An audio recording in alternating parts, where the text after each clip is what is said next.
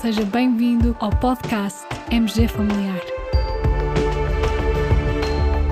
Um podcast sobre temas pertinentes que nos fazem refletir e frequentemente com implicações para a prática clínica. E damos as boas-vindas ao nosso anfitrião, professor Carlos Martins.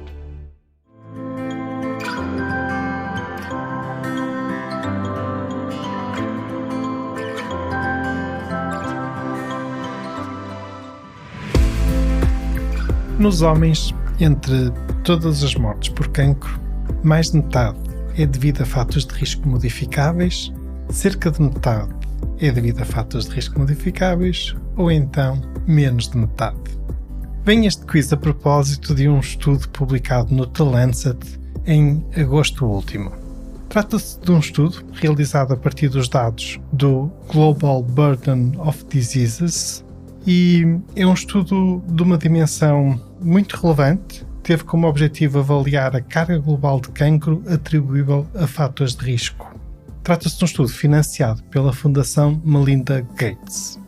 Compreender a magnitude da carga de cancro atribuível a fatores de risco potencialmente modificáveis é crucial para o desenvolvimento de estratégias eficazes de prevenção e mitigação. No fundo, é algo que é necessário revisitar ao longo do tempo, até porque a sociedade vai mudando, os estilos de vida também se vão alterando, de forma que é algo que é necessário estar em estudo contínuo. Este estudo tem realmente uma dimensão e complexidade algo impressionante. Foram avaliados 82 pares de fatores de risco e possível outcome. E em relação a cada cancro, foi avaliada a evolução da mortalidade e também ao nível da incapacidade entre 2010 e 2019. Vamos então aos principais resultados deste estudo. E serão mesmo os principais, porque o estudo é muito extenso, permitindo vários tipos de conclusões. Mas então, os principais resultados, as principais conclusões, globalmente, em 2019, os fatores de risco incluídos nesta análise contribuíram para 4,4 milhões de mortes. E em relação ao total de mortes por cancro, estes 4,4 milhões de mortes ocorridos, devido a estes fatores de risco sob análise no estudo, corresponderam a 44% do total de mortes por cancro.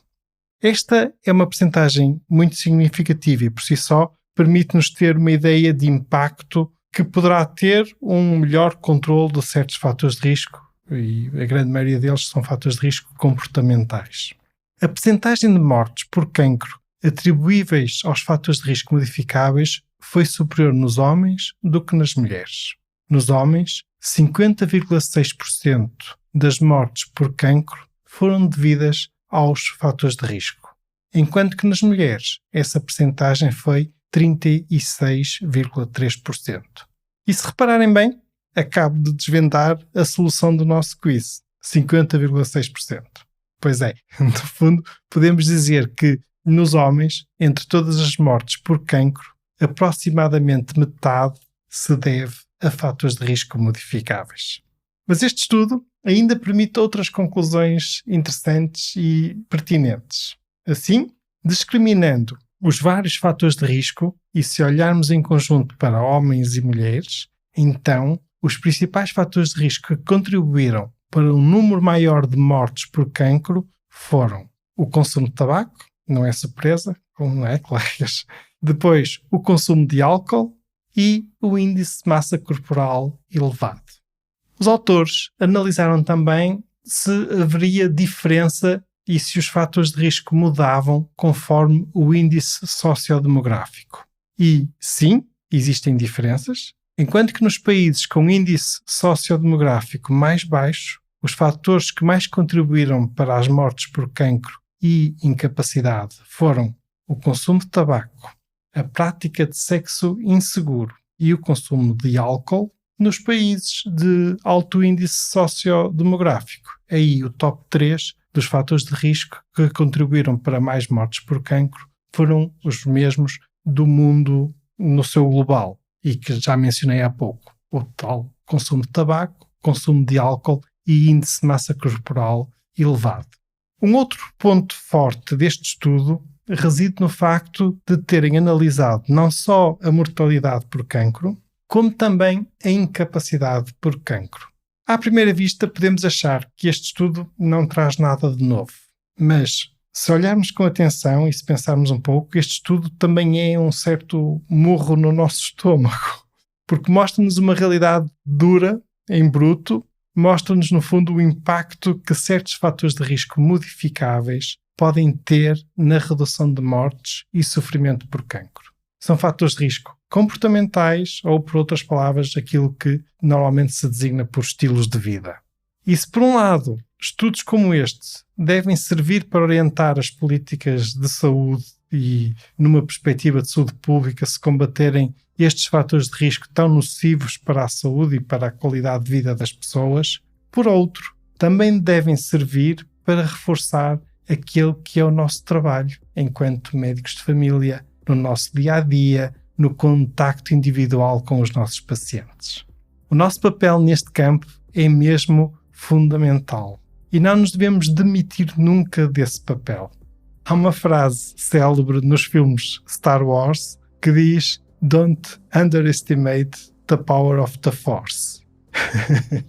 Eu digo-vos, nunca subestimeis o poder do aconselhamento de um médico de família. É óbvio que eu estou a dizer isto em jeito de brincadeira e eu costumava dizer esta frase aos meus alunos sempre que lhes falava sobre este tema relacionado com o aconselhamento de estilos de vida, a entrevista motivacional, o ciclo de mudança de comportamento. Enfim, quando falava destes temas, eu costumava brincar com esta frase. E hoje, que estávamos a tocar neste tema, não resisti a partilhar também convosco. Caros colegas, com este episódio partilhamos o link de acesso ao estudo e um link de acesso a uma base de dados da Global Burden Disease que pode ser muito útil quando necessitamos desse tipo de informação mais global, epidemiológica, e para certo tipo de trabalhos é uma base de dados muito interessante e que pode realmente ser-vos útil. Fiquem bem, continuem bem, até ao próximo episódio. E não subestimeis o poder do aconselhamento de um médico de família.